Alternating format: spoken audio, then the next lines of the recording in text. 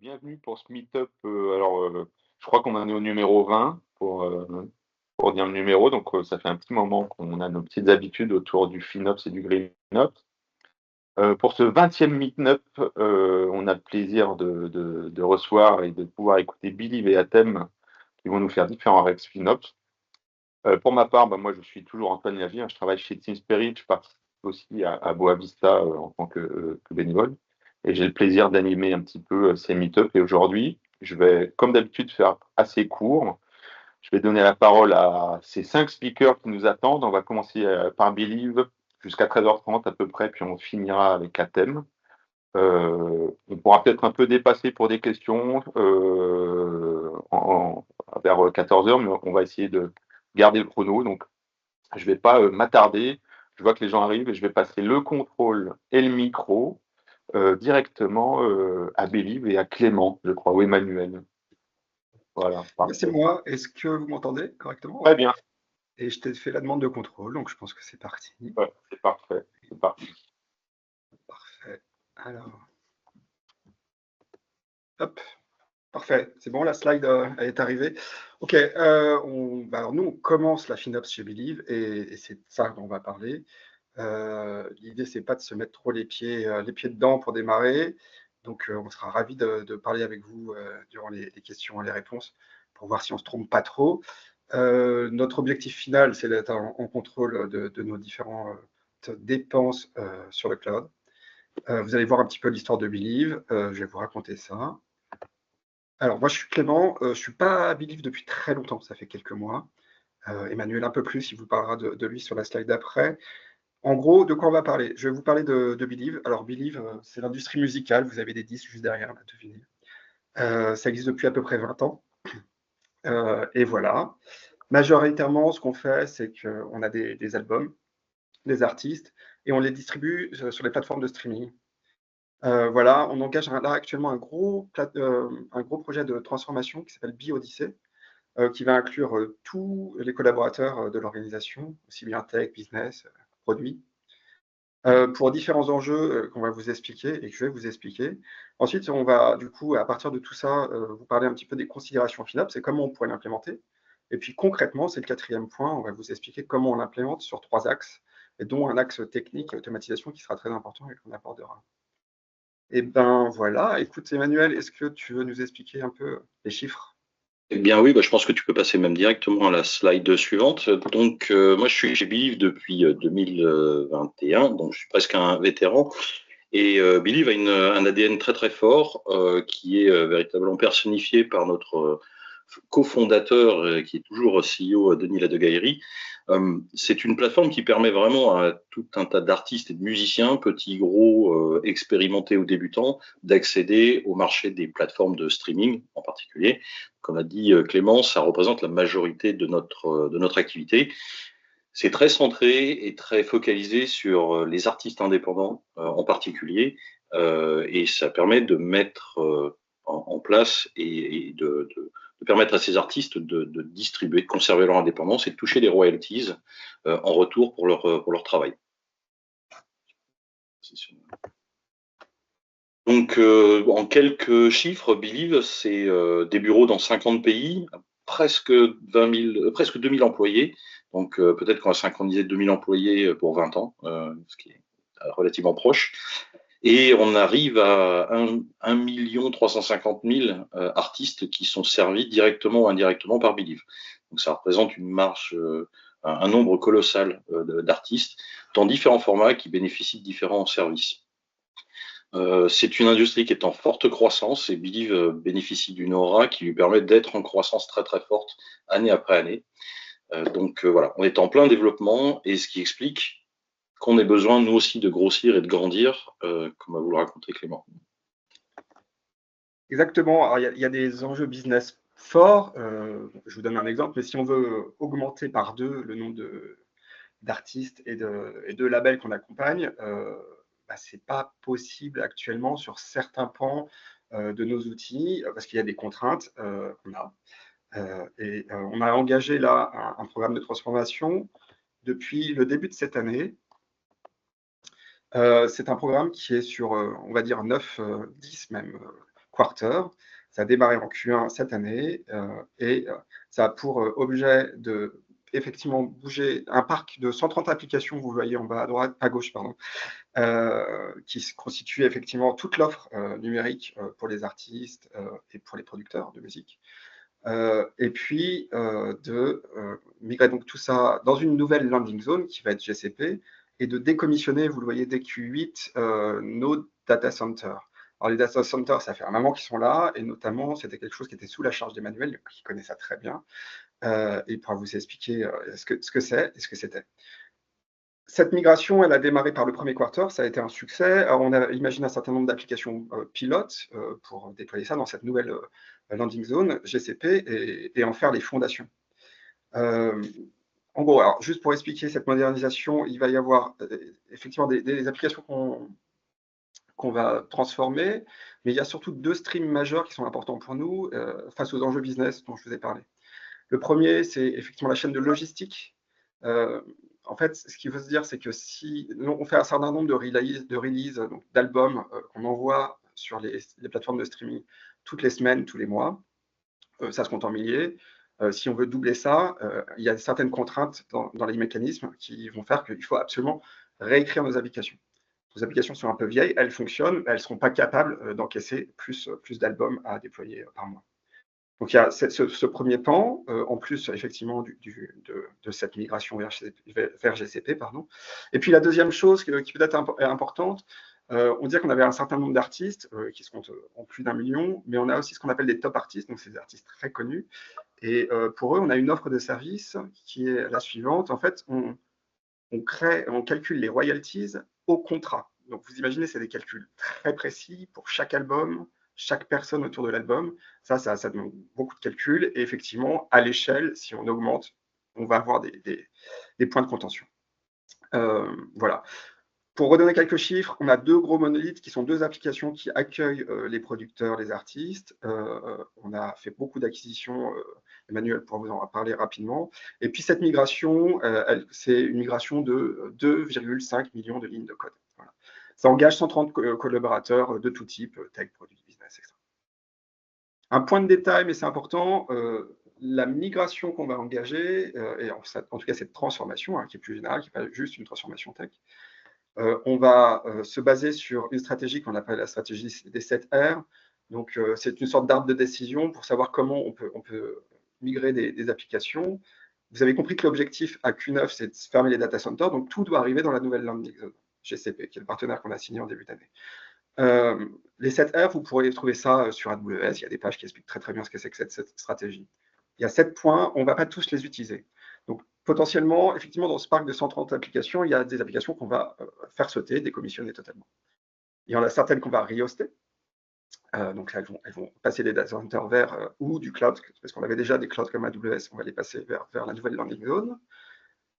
On n'a pas prévu de faire de relocate. J'entends par là des applications avec des machines virtuelles qui étaient sur VMware dans les data centers ne vont pas être sur VMware sur GCP.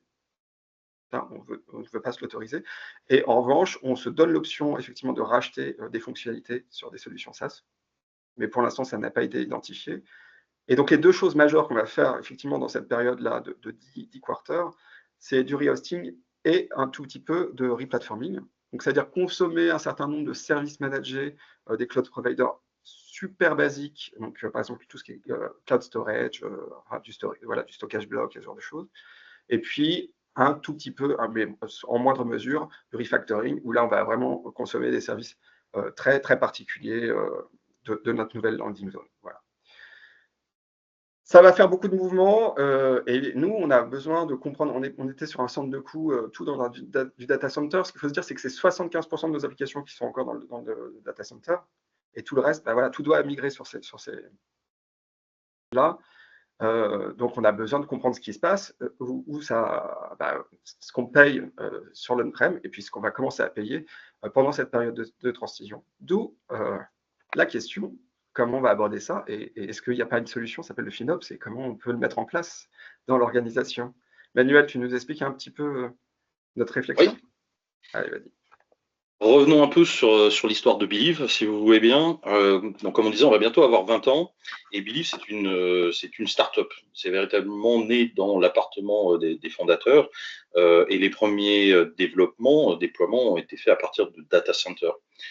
Les data centers qui ont perduré chez Believe quasi exclusivement jusqu'au milieu des années 2010.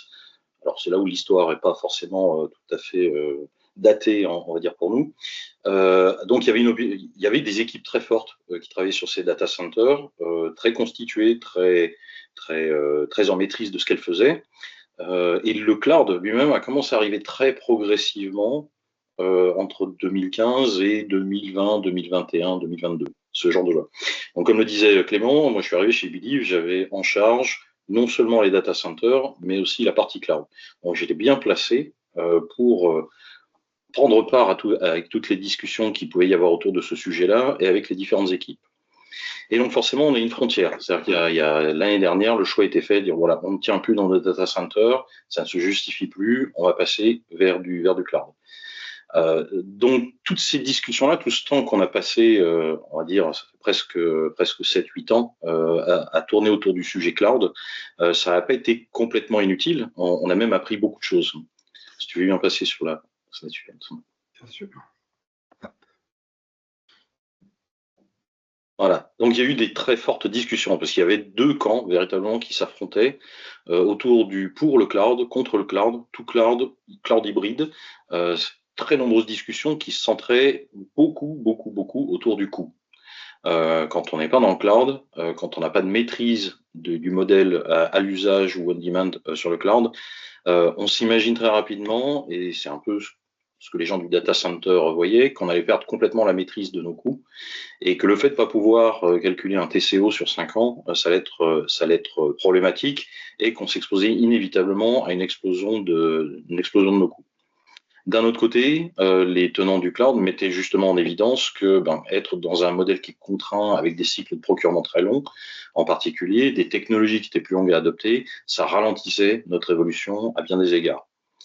Donc, toutes ces discussions, au final, elles nous ont amené à avoir une feuille de route assez simple quand le passage vers le cloud a été concédé, on va dire. C'est qu'on s'est retrouvé chargé d'être un peu les gardiens du temple et de nous assurer que chaque équipe, chaque produit, chaque product owner pouvait garder la maîtrise de ses coûts parce qu'il se voyait attribuer cette responsabilité. Et en même temps, qu'on était capable, nous assurer globalement qu'on n'avait pas des coûts qui explosaient, qui perdaient toute relation avec la croissance de Believe.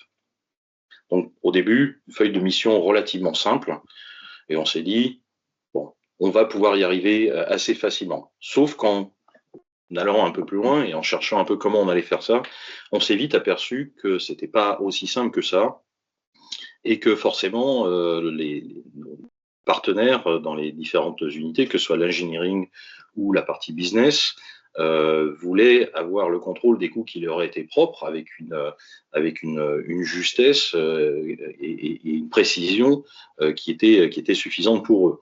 C'est-à-dire qu'il fallait qu'on soit capable de leur allouer les coûts qui leur correspondaient et pas juste diviser la somme totale par 130 applications pour donner leur code-part. Ce qui nous a amené à nous poser la question de savoir comment on allait faire ça. Et forcément, on rentre tout de suite dans les problématiques de gouvernance et de tagging à ce niveau-là.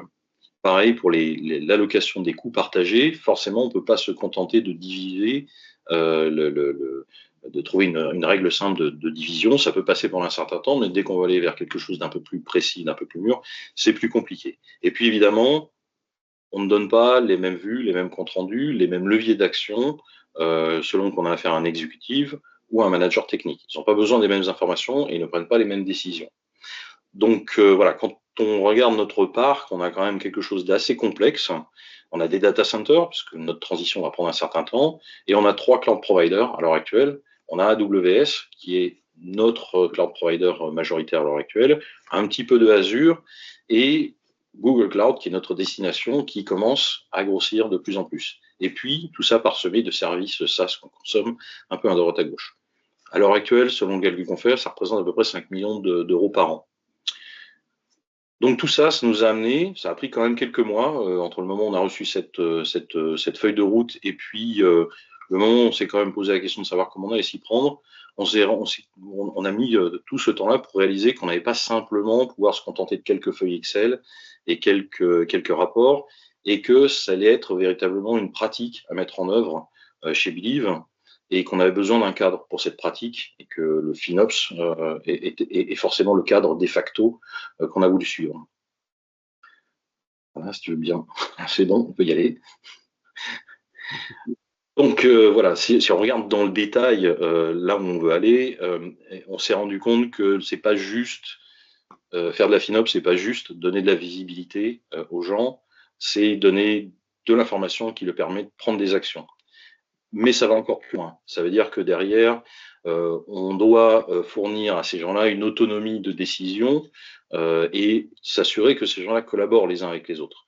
Notamment, prendre l'exemple tout simple des coûts partagés, il faut que les différents intervenants puissent collaborer afin de bien comprendre d'où viennent ces coûts et quel est leur code-part qui est attribuable. Et on s'est rendu compte forcément que ça, on n'allait pas pouvoir le faire du jour au lendemain. Donc, commencer petit, par une simple visualisation, et puis petit à petit construire ce modèle-là en partenariat avec les équipes, c'est quelque chose qui s'imposait. Et là est venue vraiment la réalisation qu'on ne pouvait pas être une équipe centrale qui pilotait, qui faisait du report, qui décidait des actions. C'est pas possible. C'est véritablement une responsabilité complète dans l'organisation, pas seulement dans l'IT, mais aussi dans la partie business, qui doit, pour exercer sa responsabilité, pouvoir prendre des décisions et agir dans un contexte particulier qui n'est pas qu'un contexte technique. Et ça veut dire aussi que le management, le top management, je parle du niveau exécutif, doit jouer le jeu derrière et doit être partie prenante et instiller cette philosophie de participation, de collaboration et de data-driven decision making. C'est-à-dire qu'on ne prend pas des décisions sur la base seulement d'un ROI attendu, mais on peut prendre en compte des facteurs réels et utiliser des forecasts et différents outils pour pouvoir décider de l'avenir d'une application. Je vais bien passer. Donc, où est-ce que ça nous laisse à partir du moment où on a reconnu, où on s'est aperçu que la FinOps n'était pas une pratique qui s'établissait à partir d'une tour de contrôle unique qui aurait tous les leviers, mais que c'est une pratique qui est distribuée, on se rend compte que c'est une pratique qui est assez proche en fait dans sa philosophie ou dans son mode de communication de ce qu'est l'agilité. C'est un outil, un environnement, un cadre de travail qu'on mette à disposition des équipes pour piloter et gérer leur activité. Ce qui veut dire que cette activité, cette FinOps, pour qu'elle fonctionne, il faut qu'elle soit conduite et pilotée à une échelle globale, ne serait-ce que pour harmoniser des choses aussi simples que les politiques de tag ou l'allocation des coûts. On veut aussi éviter l'effet qu'on nous a souvent reporté dans différentes interventions qu'on a pu assister, de pushback. Lorsqu'une équipe arrive et pense pouvoir prendre des décisions ou conduire ou forcer des décisions dans ses équipes, souvent il y a un effet boomerang qui est que les décisions ne sont pas appliquées, mal appliquées ou rejetées globalement. Et donc le rôle véritablement d'une équipe FinOps, c'est d'harmoniser, faire passer cette culture et puis établir les standards et la gouvernance à l'échelle globale.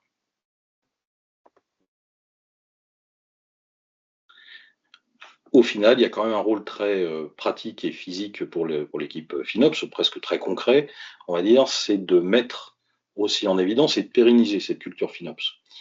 Parce qu'il nous semble tout à fait évident que dans les premiers temps de la mise en place de la FinOps, en particulier dès qu'on va rentrer dans les optimisations, on va vite cueillir les low-hanging fruits, comme on dit. Et donc, c'est très facile de démontrer un résultat qui va faire plaisir à tout le monde. On va avoir fait des économies, on va avoir redimensionné certaines instances, mis en place quelques saving plans.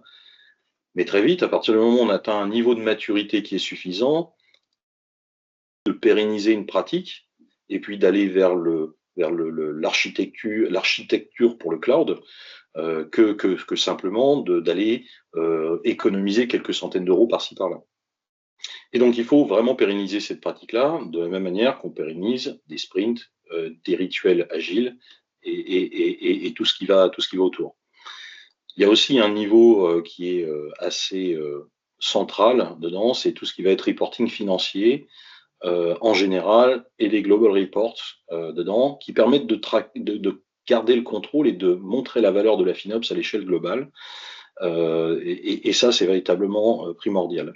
Et puis, le gros morceau, alors celui que Clément vous détaillera dans un peu plus d'une slide, c'est véritablement faire en sorte qu'on a le bon outillage, les bonnes automatisations pour la FinOps, qui rendent le travail le plus simple possible pour toutes nos équipes. Donc, où est-ce qu'on en est aujourd'hui? Et je terminerai là-dessus. Ces quelques mois qu'on a passés, véritablement, qui nous ont amenés à adopter le modèle FinOps, n'ont pas été inutiles du tout. Comme je le disais, ça nous a aidé à reformuler et à projeter notre activité, on va dire, sur le long terme, aussi bien qu'à définir des objectifs à très court terme.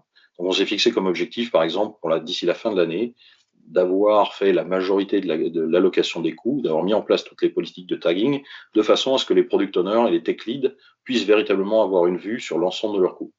Très compliqué vu le périmètre qu'on a, mais on a énormément d'efforts qui sont mis dans ce sens, et on a beaucoup de support des équipes qu'on a vu par exemple pas plus tard que ce matin. Donc on commence aussi à communiquer, à répandre cette culture et les principes de la FinOps, qui sont plutôt bien accueillis, et puis on commence à identifier, au-delà des stakeholders qui sont les plus évidents, donc l'executive management, les product owners, toutes les autres personas qui peuvent être moins évidentes, mais qui ont un intérêt à la FinOps, notamment les contrôles de gestion et tous les partenaires qui nous accompagnent un peu à droite à gauche. On va aussi se lancer dans un plan de formation à partir du mois de septembre. Notamment, on a 10 sessions qui sont prévues de façon à amener nos équipes à un niveau de compétence suffisant sur l'outillage en lui-même, qui comprennent comment il fonctionne, ce qu'il produit, ce qui est absolument essentiel pour juger de la qualité du résultat. Et puis, dans ces derniers mois, cette réflexion-là, elle s'est faite conjointement avec le choix d'un outil SaaS. Nous, on a choisi Apptio, qui maintenant fait partie d'IBM, notamment Cloudability, pour la gestion de leur environnement cloud. Et on a commencé aussi à travailler sur l'enrichissement des données. Comme je le disais, le contexte est important, notamment pour les product owners. Et donc, c'est cette partie-là que va vous détailler Clément, en parlant de toutes les automatisations et tout l'enrichissement des données qu'on est en train de mettre en place. Parfait. Alors, moi, je suis assez pragmatique et là, je vais vous expliquer un petit peu. Alors, il y a plein de choses qu'a dit Emmanuel déjà, hein, mais comment on va démarrer? L'idée, c'est de pas trébucher. Donc, je vais vous parler un petit peu du cocktail effectivement de software et puis des premiers axes de notre plan, qui est un plan très simple.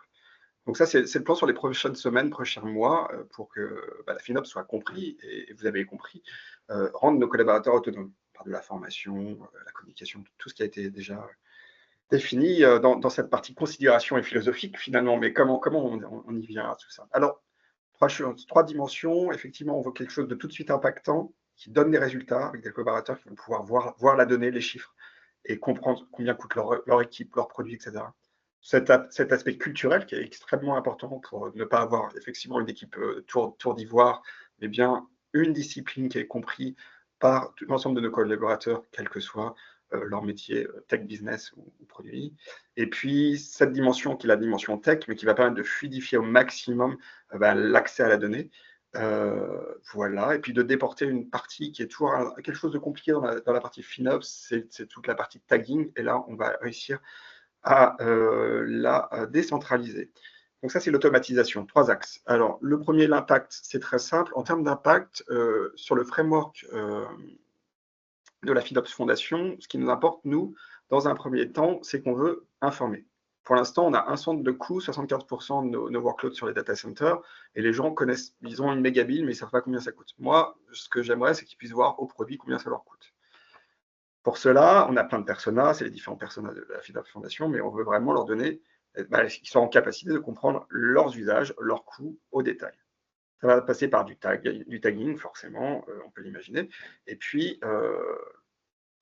afficher ça dans un certain nombre d'outils, et afficher notamment des dashboards. Point de vue culturel, effectivement, on l'a déjà dit, on a commencé à le faire, participer à un certain nombre d'événements de notre département, tech, produits par exemple, et commencer à exposer des données financières sur combien coûtent les produits, encore sur nos data centers, mais aussi sur la nouvelle landing zone qui est GCP. Et puis, commencer à mettre en place des dashboards, très importants, pour que les gens visualisent les données dans l'application qui a été sélectionnée, Cloudability. Et je vais vous expliquer les critères de sélection un petit peu. Et on a mis plusieurs applications au banc d'essai, des choses comme Finaout, comme Yotascale, comme la solution Datadog aussi. Mais finalement, c'est Cloudability que nous avons retenu. Et Backstage. Alors, qu'est-ce que c'est que Backstage ? C'est quelque chose qui est open source depuis 2-3 ans et qui a été libéré par Spotify, les équipes de Spotify. Et ça permet de créer des portails pour les développeurs. Et on pense que afficher ces données financières auprès de nos développeurs, c'est pouvoir profiter d'améliorations quotidiennes, parce que cet outil-là, ils vont y aller régulièrement. Et ils y vont régulièrement, et ça va permettre du coup de montrer des aberrations et de profiter de corrections immédiates par nos équipes d'ingénierie. Temps d'onboarding, voilà, il faut que tout le monde puisse comprendre les concepts de la FinOps et aussi être en capacité d'utiliser notre outil principal pour le partie dashboarding qui va être Cloudability. Donc 10 sessions, on forme les collaborateurs. Emmanuel en a déjà parlé, mais en revanche, ce qu'on va faire, c'est que tous les nouveaux collaborateurs auront accès à une plateforme de formation, ce qui permet d'accéder toujours à des cours en ligne et puis de former les nouveaux collaborateurs autour des concepts de FinOps et puis les usages, etc. Et voilà. Une petite slide, c'est pas ce qu'on va faire dans la première phase, mais c'est très important. Effectivement, tout cet aspect inform, showback, c'est ce qui va nous permettre de faire des exercices budgétaires. On va avoir des collaborateurs qui vont nous rejoindre pour justement travailler ces exercices budgétaires et générer ce qu'on appelle des cost centers. Donc, on a commencé à écrire des API qui vont permettre d'afficher ça dans Backstage, de gérer des centres de coûts, d'y associer des budgets et de traquer ça au regard des dépenses. Voilà, donc cette partie, déjà révéler combien coûte un produit, va nous permettre d'anticiper des budgets et puis voir si, année après année, ou en tout cas exercice budgétaire après exercice budgétaire, si on imagine que c'est inférieur à 12 mois, est-ce qu'on est dedans ou pas. Voilà. Plein d'opérations pourront être possibles, on peut merger des budgets, etc. Donc sur quoi on se base pour pouvoir faire tout ça? Un cocktail d'applications. Alors, il y en a deux principales qui sont un peu au sommet de l'iceberg, effectivement, de la Cloudability, qui permet de faire tout ce showback, mais aussi Backstage, et je vous en ai parlé, parce que les développeurs pourront pouvoir voir leurs données de coût. Backstage est extrêmement central, parce que c'est ce qui va nous permettre de décentraliser aussi la partie tagging. On va demander à l'ingénierie de pouvoir taguer l'ensemble des services qui vont être déployés majoritairement sur Kubernetes pour ce qui est de GCP. C'est une grosse partie de nos applications. Sur le rehosting, ça va partir sur du conteneur. Voilà, donc Backstage va permettre de taguer, mais aussi de voir et de faire un drill down sur les coûts. Et puis, deux applications qui ont déjà été, pour l'une, présentées dans ce meetup. Il y a Cloud Custodian, qui a été présenté par Euronext il n'y a pas si longtemps. Donc ça, je vous invite à aller regarder cette présentation. Et puis, un autre outil pour la partie automatisation, triage, qui s'appelle Nine, N8N. Et je vous en parle juste après. Et il reste 1 minute, donc on va aller très vite. Oui, j'allais faire le timekeeping, mais vas-y. Ouais. Backstage, ça c'est notre portail. Donc on voit bien effectivement qu'on a différents types de cloud providers. C'est là-dessus que l'ingénierie va taguer les éléments et visualiser effectivement les données de coût. Ici, on voit donc Backstage offre une fonctionnalité de catalogue de services. On peut référencer des choses et mettre des tags dessus. Ce qui va se passer, c'est qu'on va écrire un certain nombre d'opérateurs Kubernetes qui sont capables de communiquer avec Backstage, récupérer les tags pour un service donné et les poser. Et ça va permettre d'avoir les dimensions nécessaires dans des outils comme Appsio. Et puis, voilà, donc ça, je vais le passer parce qu'on n'aura pas vraiment beaucoup de temps, mais ça, c'est tous les critères de sélection de notre solution. Donc, je vous ai dit qu'on a mis au banc d'essai quand même pas mal de solutions. Et en tout cas, celui qui a gagné pour nous, c'est Appsio. Ça nous permettait d'être multi-cloud, mais aussi d'avoir des informations de nos DC, d'envoyer des alertes, de faire des choses qui sont actionnables, de fermer la feedback loop en créant des tickets Jira, d'analyser des dépassements de budget, etc. Surtout, Appsio offre une API qui va nous permettre de rafficher les coûts qui ont été traités par dimension dans Backstage. Cloud Custodian, il va servir à deux choses majoritairement. Effectivement, on va pouvoir éteindre une partie de notre parc en off hours, en journée, le week-end, enfin non, pas en journée, pardon, le soir et le week-end.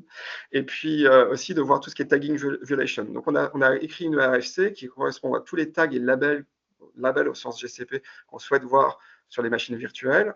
Et donc, Cloud Custodian va faire un ensemble de checks.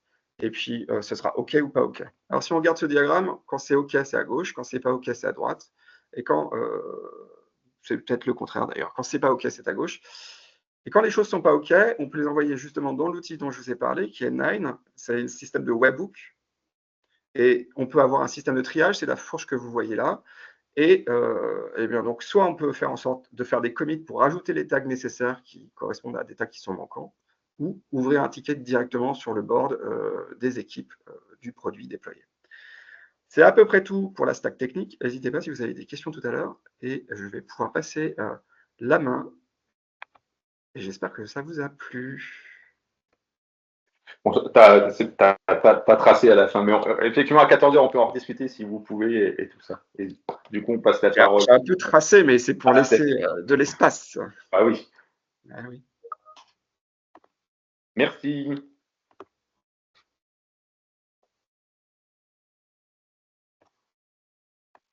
Alors, j'essaie de prendre la main. Ouais. J'ai l'impression que c'est pas le bon écran qui s'affiche, non? Ou c'est bon? Non, c'est bon. Okay. Parfait. Alors, bonjour à tous. Moi, je m'appelle Chris Legal. Je travaille chez Atem et on va vous expliquer un petit peu ce qu'on fait. On a la chance, donc, avec Jules, mon collègue, de pouvoir faire cette présentation et aussi d'intervenir avec Bastien de Cloud FinOps, et on va vous expliquer aussi comment Bastien a pu nous aider dans nos différents choix. Une petite présentation de qui on est rapidement côté Atem dans les speakers. Moi, je m'occupe de tout ce qui est architecture cloud chez Atem. Ça fait un peu plus de 6 ans que je suis chez Atem, dont 5 à faire que du cloud. J'ai monté une petite communauté cloud chez Atem, mais vraiment en interne, où on partage tous les 2 mois des architectures qu'on a déployées chez nos clients, des choses comme ça. On est à peu près 80 maintenant dans cette communauté, sachant qu'on est un peu moins de 600 chez Atem, donc c'est assez sympa. Mon background, je viens du monde du streaming vidéo, dans une autre petite boîte française. Et avant, je faisais beaucoup de network chez Bouygues Télécom. Donc un background assez telco, network, vidéo streaming et cloud. Ma petite passion sportive, c'est l'escrime. Donc c'est une grosse année avec les Jeux à Paris. Et je vais passer la main à Jules pour se présenter. Oui, bonjour à tous. Donc, je suis Jules Mermusson, je suis Cloud Solution Architect, donc je travaille avec Christelle dans la même équipe. Ça fait pour moi donc un peu moins de 6 ans que je suis chez Atem. Donc c'est ma première entreprise, hein. Avant, j'ai juste fait des stages chez France Télévisions, donc toujours dans le monde de la télévision. Si vous êtes intéressé par le monde de la vidéo, je lidais aussi un meet-up qui s'appelle Paris Vidéothèque, où pour le coup on parle de technologie dans le monde de la vidéo. Voilà. Et on est tous les deux certifiés FinOps Practitioner. C'est de l'année dernière, voilà, un peu frais. Donc, on va vous parler de qui on est rapidement, parce que j'imagine qu'il n'y a pas grand monde qui nous connaît. On n'est pas du tout connu du grand public. Comment est-ce qu'on a monté notre structure FinOps chez Atem? Comment est-ce qu'on a fait l'adoption du FinOps? Différents gains que nous on voit avec l'outil FinOut. Donc, disaient Emmanuel et Clément tout à l'heure. Hein, donc, ils ont choisi Aptio et nous, on a choisi FinOut. Différents profils, différentes utilisations. Il y a plein d'outils. Il y en a pour tout le monde. Donc, c'est ça qui est assez sympa. Et enfin, qu'est-ce qu'on prépare justement pour la suite? Qui on est? Alors ça, c'est la slide corporate. Je vais vous la faire en version un petit peu accélérée. En gros, on est une boîte française qui a été créée il y a une 30aine d'années. On est listé publiquement depuis 2014. On est à peu près 600 employés répartis dans une vingtaine de pays. On fait de la vidéo, donc la technologie vidéo qu'on vend sous forme logicielle à nos clients. Nos clients, c'est des télécoms, enfin des telcos, des opérateurs télécoms, des chaînes de télé dans le monde entier, parce que si on se restreignait qu'à la France, on n'aurait pas beaucoup de clients. Donc on a un peu plus de 1000 clients dans une centaine de pays à peu près. Donc sur les 600 personnes environ, il y en a la moitié des effectifs qui sont de la R&D basés en France. Concrètement, qu'est-ce qu'on fait? En fait, on fait tout ce qui est streaming vidéo, acquisition du signal vidéo jusqu'au streaming vidéo. Donc si on part de tout ce qui est à gauche, imaginons un stade de foot. il y a des caméras, et ben nous, on va avoir des équipements qui vont être installés dans des camions, par exemple, qui vont récupérer ce flux, qui vont l'amener jusqu'à des content providers, soit via satellite, soit via IP, qui vont après diffuser ce contenu, donc c'est un peu des agrégateurs de contenu, soit qui vont diffuser ce contenu directement à des plateformes de streaming pour faire du streaming sur vos téléphones, tout ce que vous connaissez, ou qui vont distribuer ce contenu vers des services c'est un peu dur de mélanger le français et l'anglais, des fournisseurs de services comme des FAI, des câbles opérateurs, des choses comme ça. Et donc le flux après vidéo, il est acheminé sur vos box, donc ça peut être du câble, de la DSL, de la fibre, un peu tout ce qu'on peut imaginer. Donc nous, on fait à peu près tout après la caméra jusqu'à avant vos devices finaux. Donc notre technologie, elle est présente à peu près partout, mais en back-office, et c'est pour ça qu'on n'est vraiment pas connu du grand public. Donc qu'est-ce qu'on met dans le cloud? Eh ben, en fait, on est capable de mettre à peu près tous nos différents produits, solutions dans le cloud. En fait, on a commencé à faire notre move to cloud en 2017. Alors, je pense, comme beaucoup d'entreprises, on a fait du lift and shift assez basique. Donc, notre encodeur vidéo, notre produit, il tournait dans du Linux. Ce qu'on a fait, c'est qu'on l'a mis dans un container Docker et on l'a mis dans des instances EC2 à l'époque sur AWS. Et ça fonctionnait, donc on était très contents.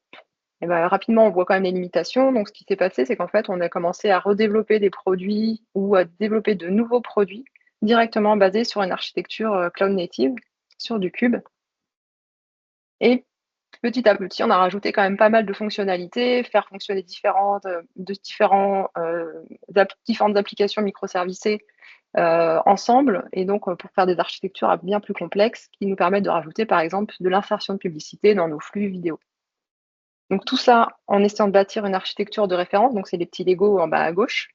Et comme on travaille beaucoup avec plein de clients différents, on travaille en partenaire avec AWS, avec Google, avec Amazon. Donc je pense que ces trois-là, tout le monde les connaît. Et peut-être une surprise pour certains, le quatrième cloud provider avec lequel on travaille, en fait, c'est Akamai. Donc Akamai est très très présent dans le monde des médias, surtout pour la partie CDN, streaming vidéo. Mais pas que, ils ont racheté aussi donc Linode, qui est un cloud provider.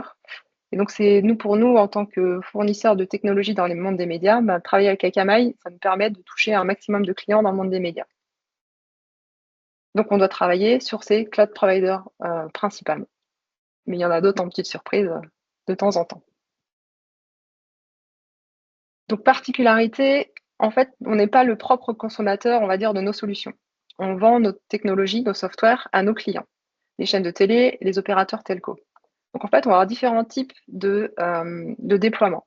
Soit le client va déployer notre solution dans leur propre environnement cloud, soit ça tourne dans notre compte à nous. C'est une offre SaaS qu'on fournit, mais on va dire que la majorité de nos clients déploient dans leur propre compte. Donc, en fait, on va créer des softwares, des logiciels qui vont finalement ne pas tourner dans notre propre compte, mais qui vont tourner chez nos clients. Et donc, ce que nos clients consomment le plus, on parle de vidéo. Donc, vidéo, ça veut dire, on parle de tout ce qui est le transcodage, la compression vidéo. Donc, c'est très demandeur en termes de CPU. Quand on fait de l'enregistrement vidéo, en fait, on enregistre énormément de fichiers. La vidéo, ça consomme énormément. Donc, on consomme aussi beaucoup de stockage. Et puis, le streaming vidéo, je pense que les gens avec les téléphones portables, vous voyez votre consommation en termes de gigaoctets. Ça consomme ici beaucoup d'égresse quand ça vient du cloud provider. Donc, c'est vraiment sur ces trois axes où on va consommer des ressources. Il faut qu'on fasse attention en termes de coûts, un petit peu à ce qu'on fait avec nos produits. Donc maintenant, je vais vous parler un petit peu donc, de la structure et du FinOps qu'on fait donc, chez Atem, donc plutôt en interne pour les développements en fait, des applications qu'on va ensuite déployer chez nos clients. Donc déjà en termes d'organisation, donc on a différentes personnes, si tu peux aller sur la slide suivante. Voilà. Merci. Donc on a différentes, on va dire, personnes donc, qui travaillent et qui échangent autour du FinOps. Donc on a bien sûr les équipes opérationnelles. Donc par équipe opérationnelle, je parle des équipes avant-vente et des équipes support qui sont réparties dans les différentes régions. On a aussi une équipe centralisée d'architectes, donc on fait partie de cette équipe-là avec Christelle. On a aussi l'équipe d'IT. Ensuite, on a aussi donc l'équipe de R&D qui regroupe les différents groupes de produits. Donc là, on retrouve les 3 familles en fait de nos produits qui sont Pilot, Nea et Titan. Et enfin, donc à droite, on a la finance avec qui on interagit pour pouvoir justement discuter des budgets, de comment on achète les ressources cloud, etc. Mais en termes d'utilisateurs cloud, donc il y a seulement finalement les équipes de R&D avec toutes les équipes produits, les différentes régions, donc IMIA, NAM, APAC, LATAM, l'équipe architecte. Mais ce qu'on peut voir, c'est que c'est vraiment voilà, les équipes de développement, les équipes opérationnelles, mais finalement, historiquement, l'entreprise, en tout cas du côté de l'IT, eux, ils font pas tourner beaucoup de choses dans le cloud. Donc ça veut dire que très rapidement, le sujet du management du cloud et plus généralement du FinOps a été géré donc, dans les équipes des différentes régions et aussi côté R&D. Mais c'est pas un sujet qui a été repris par l'IT au sens large et directement, on va dire, voilà, par la partie plus interne entreprise. Donc, si on regarde comment on a organisé le FinOps chez nous, donc on a une équipe de gouvernance qui manage les différents comptes qu'on a donc à la fois sur Amazon, sur Google, sur Azure, sur Akamai. Donc quand j'ai une équipe, c'est plus une équipe, on va dire, virtuelle, parce qu'on a personne qui est dédié en fait au FinOps chez nous. Donc il y a 4 personnes, 2 personnes des opérations, donc c'est Christelle et moi, et 2 personnes côté R&D qui forment en fait l'équipe de gouvernance. Donc on a des meetings assez réguliers. On fait ça un petit peu en best effort pour pouvoir donc administrer nos comptes cloud. Donc on gère à la fois les permissions, mais on gère aussi toute la partie FinOps. Donc ça veut dire regarder si on paye les bons prix, faire des commitments quand on en a besoin, discuter et échanger avec la finance pour être sûr qu'on fait une bonne allocation des coûts, répartition des coûts, etc. Donc voilà, c'est une tâche qui est partagée entre 4 personnes. Mais on a quand même voulu essayer de décentraliser un petit peu cette organisation parce que 4 personnes, c'est bien dans une entreprise de 600, mais sachant que quand on n'est pas dédié à cette tâche, c'est bien qu'il y a d'autres personnes qui peuvent nous aider et aussi pour pouvoir diffuser la connaissance. Donc on a créé une communauté en interne. Christelle tout à l'heure disait qu'elle avait une communauté pour le cloud. Moi de mon côté, j'ai créé une communauté qui s'appelle donc SOS, qui veut dire Stop Overspending Squad. C'est une communauté dédiée au FinOps. Et donc on a des meetings une fois par mois où on se retrouve tous. Donc on a une quinzaine de personnes dans les équipes opérationnelles. C'est pas encore quelque chose qui s'est diffusé aux équipes de R&D. Et le but, c'est de partager les bonnes pratiques, de faire une évaluation quand il y a des dépenses qui sont anormales, donc faire des retours d'expérience entre nous, partager ce qu'on a pu mettre en place, etc. Et on a aussi une sorte de blog où on partage les dernières news. Donc typiquement, on a partagé ce qui a été annoncé par les différents cloud providers à FinOps la semaine dernière sur ce blog. Et donc, ces gens-là s'occupent de gérer les différents coûts du cloud, de optimiser les coûts. Mais pour que vous compreniez mieux comment est notre structure, donc en fait, on a quelque chose qui est assez simple, hein. On a un compte de gouvernance à chaque fois dans chaque cloud provider. On a souvent aussi des comptes annexes, donc soit pour la sécurité, les logs, les métriques, etc. Donc les coûts qui sont associés à ces comptes-là, c'est des coûts partagés qu'on va venir en fait réallouer aux différentes équipes qui sont présentes dans l'organisation, avec en plus nos comptes de production parce qu'on a une offre SaaS qui se développe peu à peu. Et donc du coup, en termes de commitment, donc on a les saving plans qui sont pris donc au niveau des comptes de gouvernance. Si tu peux aller, voilà, ici, donc les saving plans qui sont pris au niveau du compte de gouvernance, et du coup tous les comptes enfants en bénéficient.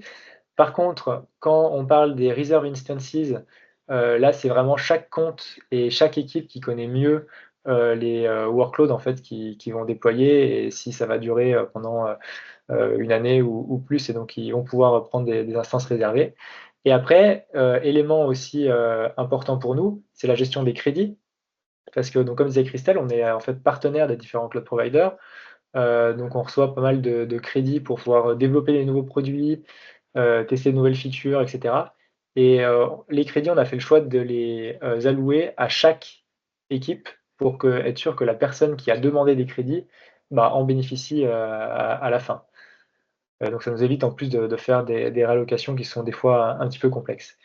Mais par contre, pour ce qui est des coûts partagés, donc ce que je disais tout à l'heure, les coûts de gouvernance, de log, de métriques, ceux-là, ils sont réalloués au compte enfant, du fait que c'est des comptes, c'est des coûts partagés.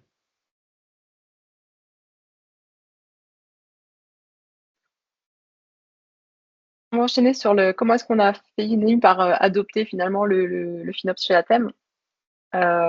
Alors, je suis repartie d'une slide qu'on avait présentée il y a à peu près un an à un meet-up FinOps aussi. Donc effectivement, je disais, on a commencé en 2017 notre Move to Cloud. Bon, alors quand on a commencé, on parlait tout à l'heure chez Believe de ne pas se prendre les pieds dans le tapis, de ne pas s'en mêler. Alors nous, on l'a bien fait. On avait des comptes clients à peu près partout. En fait, ce qui s'est passé, c'est que chaque équipe avait décidé de créer son compte dans AWS ou GCP. Et en fait, ils passaient ça en note de frais. Donc, aucune vision centralisée. Donc, ça a été assez compliqué. Bon, il y avait un moment, on s'est dit, allez, on va démêler tout ça. Donc, on a créé notre propre organisation dans chacun des cloud providers. On a recentralisé tout ça. On a fait fermer les autres comptes. Donc, on a créé la landing zone dans AWS, dans GCP et dans Azure. On a commencé à mettre en place à ce moment-là déjà, comme on avait un peu de vécu aussi, alors dans certains comptes plus que dans d'autres, mais bon, on a commencé à mettre en place des restrictions des régions. En fait, par défaut, si je prends AWS, on va autoriser que 3 régions aux US pour 90% de nos comptes, de notre organisation. Les 3 régions qui sont les moins chères. Parce qu'il n'y a pas de raison, tant qu'on ne fait pas des tests de latence ou des choses comme ça, il n'y a aucune raison que ce soit à Paris juste parce qu'on habite à côté de Paris. Qui doit être, je crois, de mémoire 17% plus cher sur le compute que les régions américaines. On a aussi restreint les services. Nous, on fait du Cube, du S3, de l'EC2 et la même chose chez les autres cloud providers. Pas trop de raison finalement d'autoriser tous les services possibles et imaginables. On a mis en place aussi une version assez simplifiée du stop des instances le soir à 22h en fonction de la zone géographique et où est notre utilisateur. Et on ne les redémarre pas. Donc, si la personne n'en a pas besoin, si elle en a besoin, il faut qu'elle aille dans la console, cliquer sur redémarrer. Et si elle n'en a pas besoin, ça ne redémarre pas et ça évite de perdre de l'argent même en journée. Et puis, au bout d'un moment, on commençait à entendre parler quand même de la FinOps Foundation. Et puis, ça nous a quand même commencé à titiller, se dire, tiens, finalement, est-ce que ce qu'on fait, c'est pas finalement un peu du FinOps? Donc, on a commencé à bâtir en interne, surtout à la R&D, un outil pour surveiller un petit peu les coûts qu'on consommait sur les 3 cloud providers, parce que d'aller à chaque fois naviguer dans les 3 cloud providers pour récupérer les informations de coûts, essayer d'agrégager tout ça, c'était compliqué. Donc, on a fait un petit outil interne. Donc, c'était un sujet de stage. Donc, il y a eu des limitations dont Jules vous parlera tout à l'heure. Et puis, on a continué à creuser un peu le sujet de la FinOps Foundation. Et c'est comme ça qu'on a compris cette histoire de persona, comment c'était toute une approche culturelle et pas juste finalement de regarder les coûts qu'on consommait. Tout ça fait son petit cheminement. En parallèle, on continuait de faire nos reports manuels. Donc, report manuel, ça veut dire on se prend quand même bien la tête avec 3 cloud providers à tout agréger dans un fichier Excel. Essayer de comprendre comment est-ce qu'on se répartit les shared resources, comme parlait Jules tout à l'heure, c'est assez compliqué. Et puis surtout, on n'avait pas forcément la même façon d'allouer les coûts entre les différentes équipes qui faisaient des rapports. Donc, on a commencé à se dire, c'est peut-être le moment d'avoir un outil de FinOps, un vrai industriel, et on a commencé à faire quelques tests.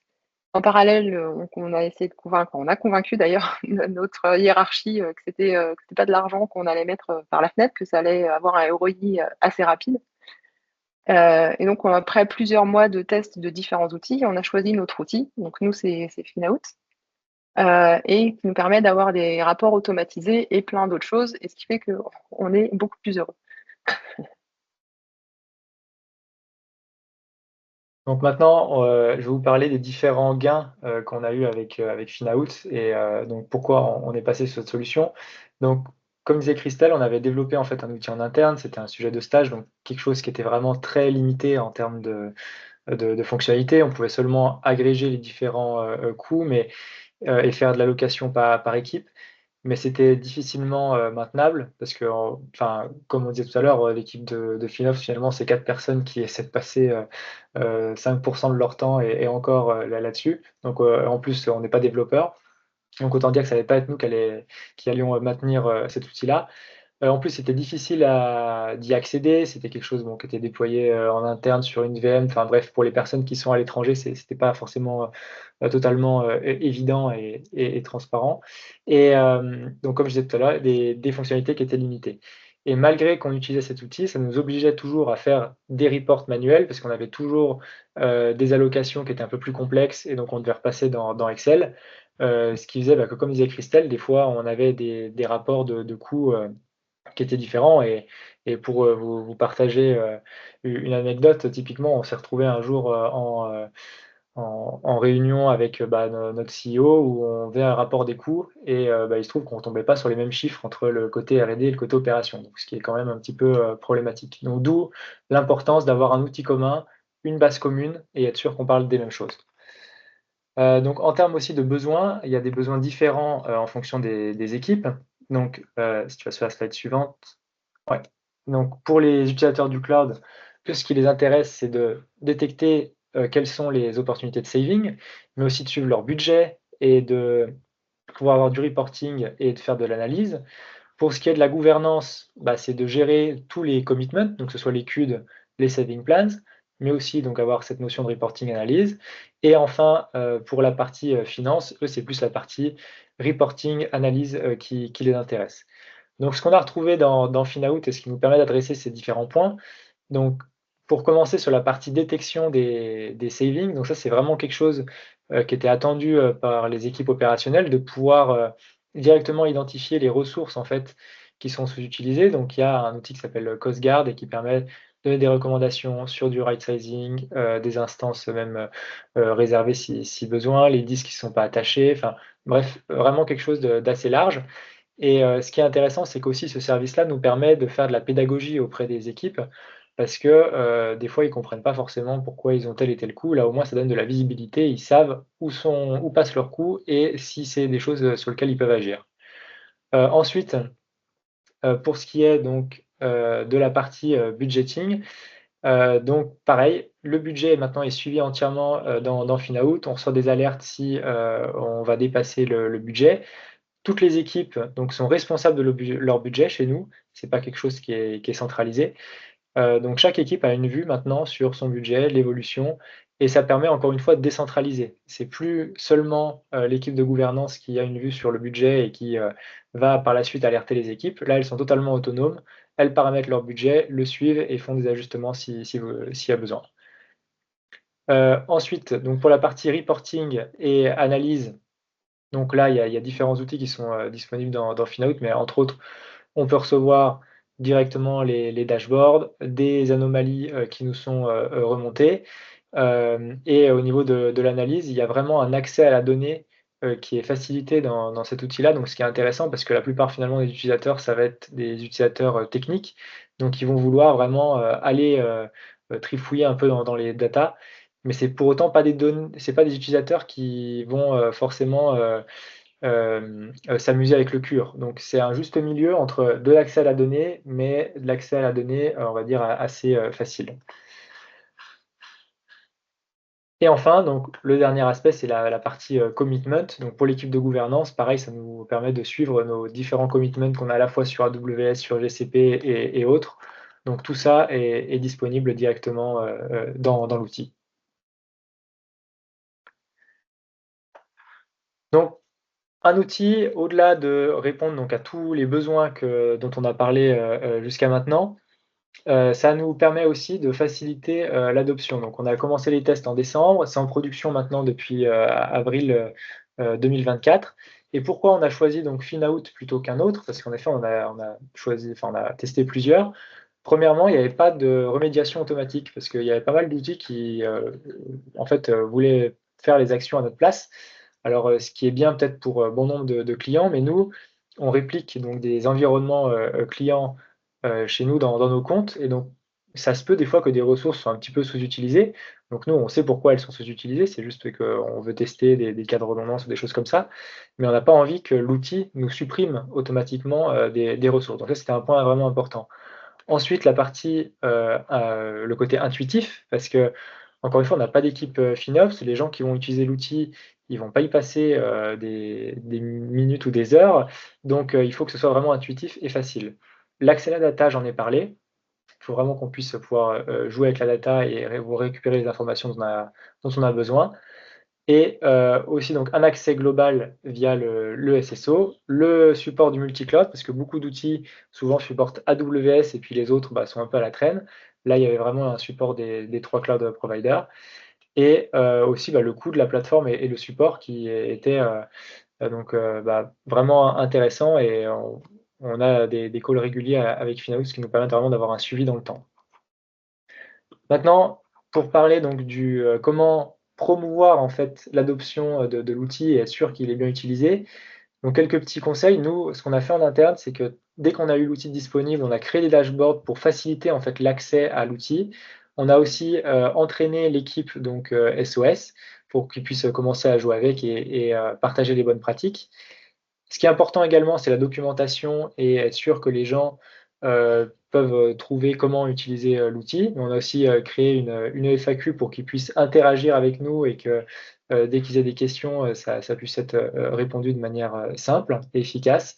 Et enfin, ce qui permet vraiment d'avoir une adoption à une large échelle, c'est d'envoyer les reports. En fait, dès que vous créez des reports et vous les envoyez, même si vous annoncez à l'avance que l'outil est disponible, tant qu'ils n'ont pas reçu en fait le report dans leur boîte mail ou sur Teams, en fait, ils ne font pas forcément attention à l'outil, mais dès qu'ils reçoivent les reports, ils se disent que tiens, c'est intéressant, il y a de la donnée, ça les concerne, et ils commencent à regarder et à vraiment s'investir dans la pratique.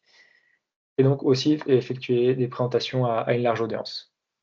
Donc quelques résultats et premiers feedbacks, comme ça fait quelques mois qu'on l'utilise. Donc premièrement, en termes de saving, on voit directement en fait des avantages. Sur certains comptes, on a pu économiser jusqu'à 50% parce qu'ils avaient des ressources qui étaient inutilisées en fait. Sur des choses très simples, les volumes de stockage, les instances qui sont pas right-sizées, les registries, etc. Donc ça permet vraiment de faire prendre conscience de ce qui dépense et ce qui pourrait être optimisé. Et aussi plus dans la démarche FinOps au sens général, ça permet de développer l'engagement des différentes équipes, parce que comme je disais, quand ils reçoivent en fait un mail avec un report ou des choses comme ça permet vraiment d'inclure toute l'entreprise dans le FinOps, de leur faire prendre conscience de ce qu'on dépense, de leur faire prendre conscience qu'ils peuvent agir. Et donc c'est vraiment l'outil, en fait, c'est un accélérateur finalement pour pouvoir étendre la démarche FinOps. Et donc maintenant, je vais laisser la parole à Bastien qui va vous expliquer un petit peu ce qu'il peut apporter, parce qu'en tout cas, nous, il nous a beaucoup apporté avec l'outil FinOut. Merci. Et puis, je pense qu'il nous caractérise tous, c'est des résultats concrets. Donc, les savings de 50% et contrôler sa facture cloud, je pense qu'il y en a beaucoup qui en rêvent. Moi, pourquoi j'ai créé donc, le cabinet Cloud FinOps? L'idée, c'est d'avoir une déclinaison très pragmatique des bons concepts de la FinOps Foundation qui ont été cités. Donc, dans l'uniforme, pour faire de l'uniforme, il faut avoir la bonne visibilité. Donc, moi, ma conviction, c'est que ça passe aussi par des actions et par un bon outillage pour avoir une vue sur les budgets et sur la consommation et prioriser les recommandations qui vont sortir des différents cloud providers. Le deuxième élément, c'est de rendre actionnable, ça a été dit aussi par les uns et les autres, que ce soit un Appsio Cloudability, un FinOut. On a pris un exemple sur Cast.ai, sur la partie cluster Kubernetes, c'est de se dire comment on est au plus fin, comment on est au plus juste, mais surtout sans jamais qu'il y ait de breach sur le SLA. C'est ça qui va nous driver, parce que ce serait effectivement dramatique. C'est comment on va faire de l'optimisation et de rendre les choses actionnables, ça a été dit aussi.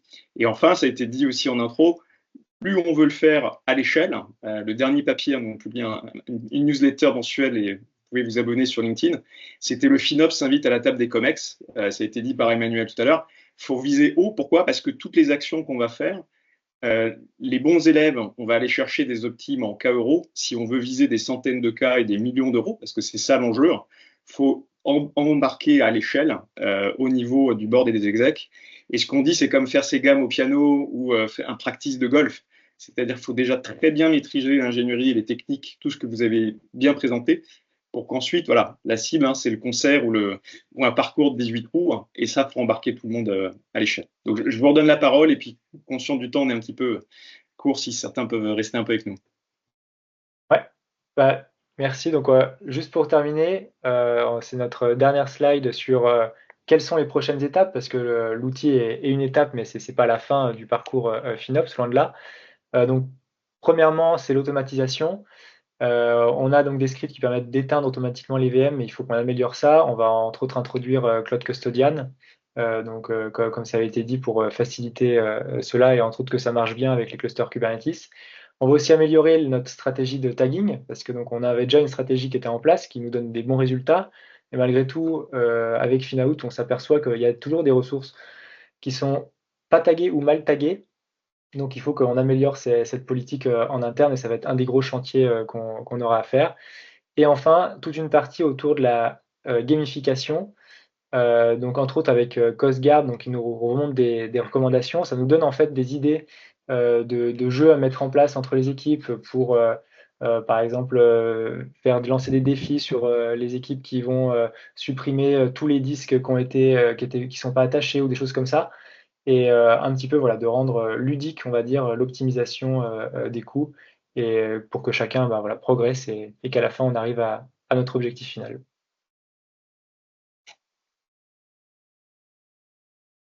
Super, merci.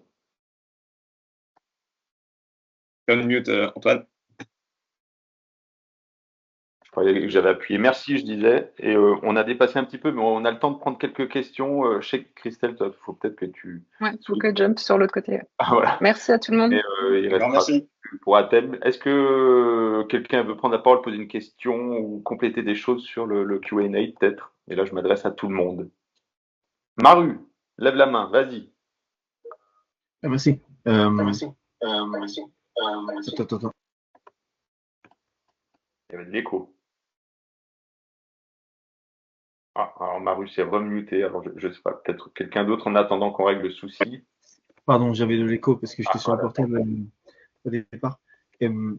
Sur le dashboard de Finaut, le dashboard, je me rappelle plus de la slide. Il y avait une slide avec plusieurs écrans et il y avait une partie reporting et analytics tout en bas. Et je voulais savoir si l'équipe pouvait nous expliquer à quoi ressemble le dashboard généré. Je me rappelle vraiment plus. Ça devait être il y a peut-être 5 ou 6 slides. Ouais. Celui-là? Oui, reporting and analysis, oui. Ouais, donc en fait, on a créé différents dashboards en fonction des besoins des différentes équipes. Parce que donc, les équipes, des fois, ont plusieurs comptes. Et du coup, il y en a qui ont de la production, d'autres pas. Donc, ils ne s'attendent pas à avoir exactement les mêmes informations. Globalement, ce qu'on a mis à leur disposition dans un premier temps, c'est une vue de leurs dépenses sur les 30 derniers jours pour qu'ils puissent avoir en fait une tendance et se rendre compte de ce qu'ils dépensent.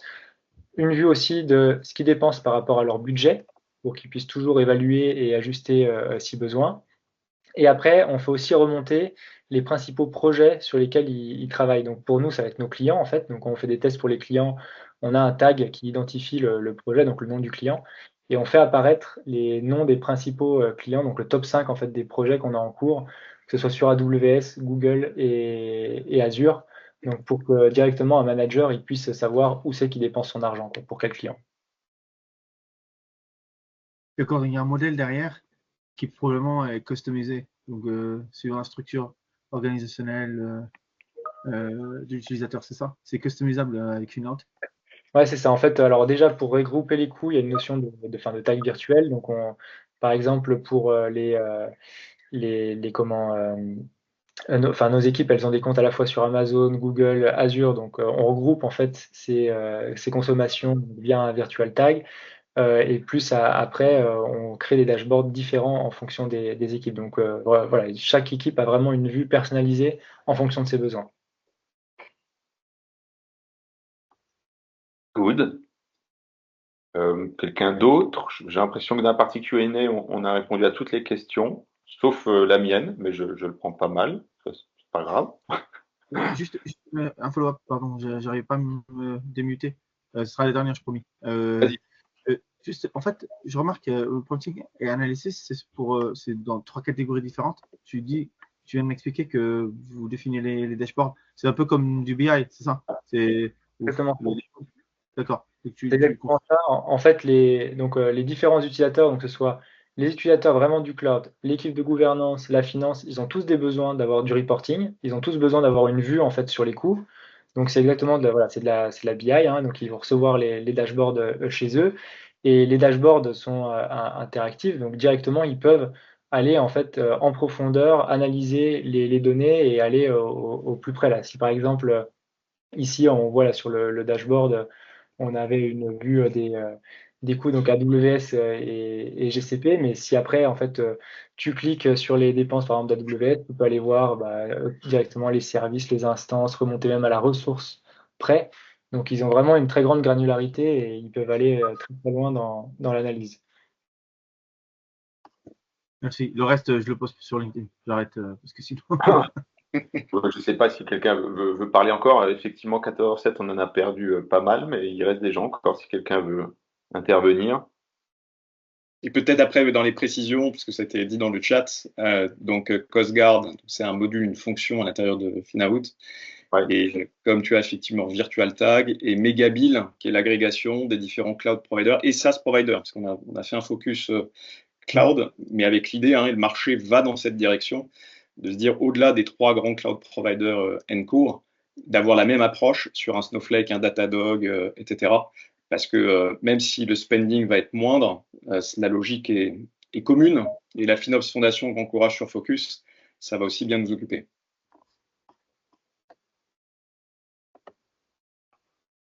Très bien. Anyone? Sinon, on peut reprendre une activité normale. Hein. Et en fait, pour le chargeback, pour les équipes, j'ai lu une réponse dans le chat. Il y a une explication, un pourcentage du coût total par équipe. Mais ça se fait comment le chargeback on regarde sur le dernier quarter comment était le split et on applique au prochain pour faire des prédictions. Comment on fait? Ou c'est juste du historique?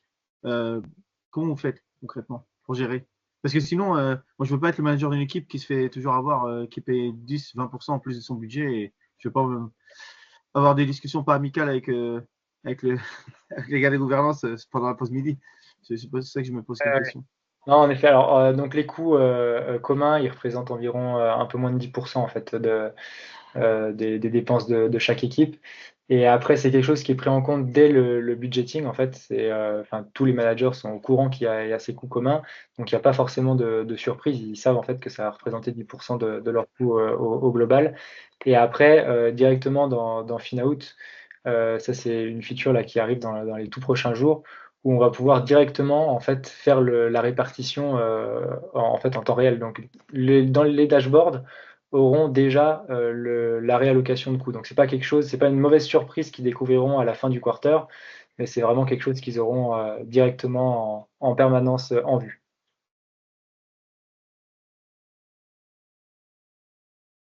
Super. Quelqu'un d'autre? Sinon, Maru, si tu peux continuer. Hein. C'est bien de poser des questions, mais je pense que peut-être que personne commence à partir. En tout cas, si personne se manifeste, on va peut-être pouvoir clôturer ce meet-up.